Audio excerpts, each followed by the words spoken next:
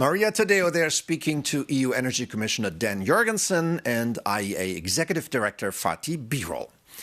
As wars and trade tensions reshape global markets, Europe's food security is once again under pressure. The conflict involving Iran has sent fertiliser prices climbing, raising fresh concerns for farmers and consumers alike. At the same time, Brussels is negotiating its next long-term budget, with the future of the common agricultural policy at the centre of a fierce political battle. For first-hand insights, I'm now joined by Ireland's Minister for Agriculture, Martin Heydon. Good morning, sir, and thanks for coming on the show. Good morning, Stefan. Good to be here. Great. So let me ask you, is food security today as important as energy security?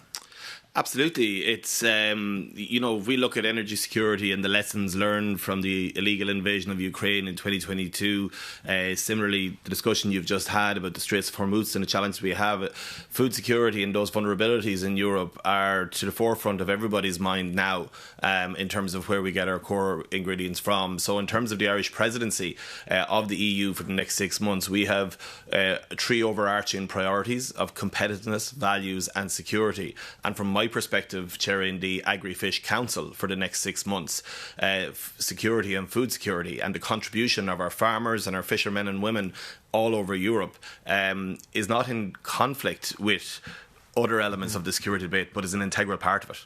On that note, farmers say they cannot absorb another spike in input costs. What concrete support can they expect in Ireland and elsewhere from the Irish presidency and from the EU?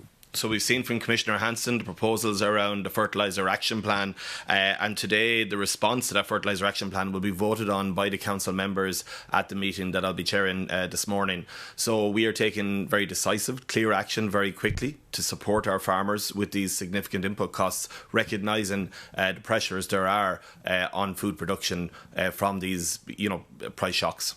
And one more on the budget discussions. The next EU long-term budget is becoming a battle over priorities. Is the common agricultural policy under threat?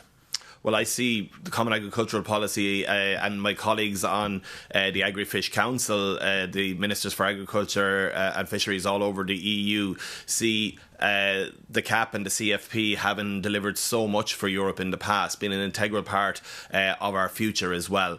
And from a presidency perspective, the development of the negotiations on the multi-annual financial framework will be progressed significantly under Ireland's presidency, and we will act as that honest broker, taking on board all member states' points of view and looking to get council positions to a consensus.